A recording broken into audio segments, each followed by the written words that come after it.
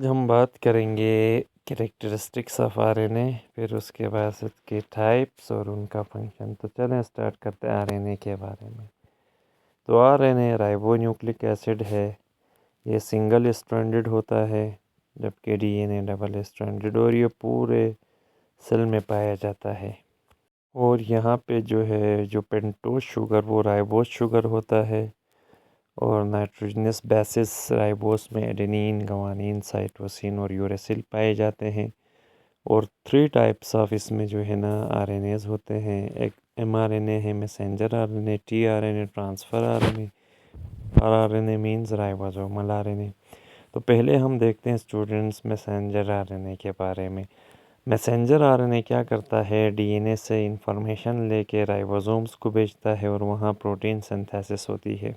और messenger RNA standard होता है, और इसकी जो साइज़ है मैसेंजर आरएनए की वो डीएनए के जीन्स पे डिपेंड करती है और प्रोटीन की साइज़ पे भी डिपेंड करती है।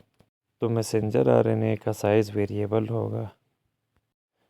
और मैसेंजर आरएनए के ऊपर एक कोडॉन होता है। कोडॉन हम कहते हैं जिसमें 3 न्यूक्लियोटाइड्स होते हैं, और अगर 100 यानी अमाइनो एसिड या प्रोटीन बनाने हैं तो 300 कोडॉन्स वहाँ पे पाए जाते हैं मैसेंजर आरएनए पे। क्योंकि ये 3 न्यूक्लियोटाइड मिलके एक अमाइनो एसिड बनाते हैं, तो 100 बनाने होंगे तो 3 मल्टीप्लाई बाई 100 करेंगे तो ये 300 कोडॉन्स हो जाते हैं। और ये जो ट्रिपलेट कोड होता है कोड या कोडॉन कहते हैं। और मैसेंजर आरएनए 3 से 4% पाए जाते हैं टोटल आरएनए में। मैसेंजर आरएनए कभी भी न्यूक्लियस से इंफॉर्मेशन लेता है प्रोटीन सिंथेसिस के लिए, फिर वो साइटोप्लाज्म में राइबोसोम में लेके जाता है। इस प्रोसेस को हम कहते हैं, इसके ज़रिए प्रोटीन सिंथेसिस और ट्रांसलेशन कहलाता है। हम बात करते हैं ट्रांसफ़र आरएनए। ये डायग्राम देखें। आरएनए का काम है ये अमाइनो एसिड को पिकअप करता है और पॉलीपेप्टाइड चेन में अरेंज करता है प्रोटीन सिंथेसिस के लिए। इसका हम कहते हैं ट्रांसफ़र आरएनए। और ये 10 से 20% यानी ट्रांसफ़र आरएनए होता है आरएनए के अंदर। इसमें 75 से 90% न्यूक्लियोटाइड्स पाए जाते हैं। टीआरएनए में 3 लूप्स होते हैं जैसा कि आप ऊपर देख रहे हैं।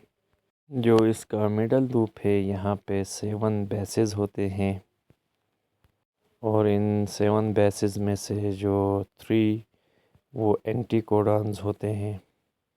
और ये जो एंटी कोडॉन होता है यहाँ पे, ये जो मैसेंजर आरएनए में कोडॉन है उसका कम्प्लीमेंट्री होता है, यानी जब भी अमाइनो एसिड्स बनेंगे तो इन दोनों को मैचिंग करेंगे, फिर जाके वो अमाइनो एसिड्स बनेंगे। और यहाँ डी लूप का जो काम है वो एक्टिवेशन ऑफ एंजाइम्स है, वो एंजाइम्स को एक्टिवेट करेगा रिएक्शन के लिए प्रोटीन सिंथेसिस के। थीटा लूप का काम है एक तो ये निशानदही करेगा, रिकग्नाइज़ करेगा कि किस अमाइनो एसिड को राइबोसोम की किस लोकेशन पे रखना है और उसको उस जगह पे बाइंड करना, इसका काम होगा थीटा लूप का। और यहाँ एटलीस्ट एक टीआरएनए यानी 20 जो अमाइनो एसिड्स को कोड करता है, और 60 डिफरेंट टाइप्स के अभी तक ट्रांसफ़र आरएनए आइडेंटिफाई हुए हैं। और ह्यूमन सेल्स में अभी तक 45 डिफरेंट ट्रांसफ़र आरएनए आइडेंटिफाई हुए हैं जो अमाइनो एसिड्स को ट्रांसपोर्ट करते हैं राइबोसोम में इन द साइटोप्लाज्म और प्रोटीन सिंथेसिस में हेल्प करते हैं। इसके अलावा इसके स्ट्रक्चर में देखें तो यहाँ ऊपर 5 डैश एंड है।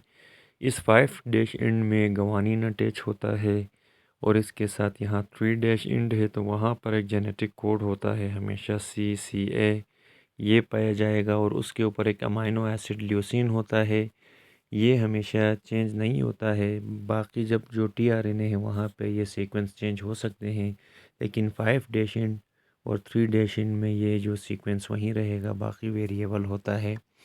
तो ये तो था स्ट्रक्चर।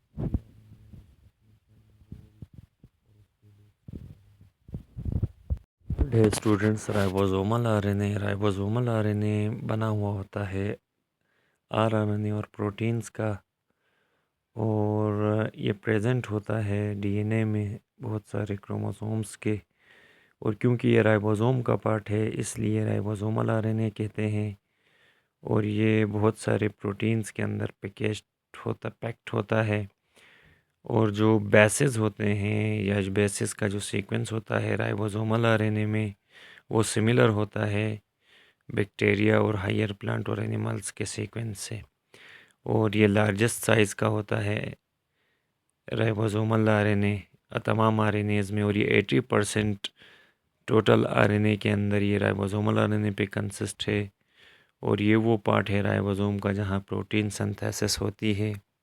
और ये एक तरह से प्लेटफॉर्म का काम करता है प्रोटीन सिंथेसिस के लिए। तो ये राइबो न्यूक्लिक एसिड्स के बारे में, उनका रोल, उनकी टाइप्स, उनका स्ट्रक्चर, ये सारा आपने याद रखना है।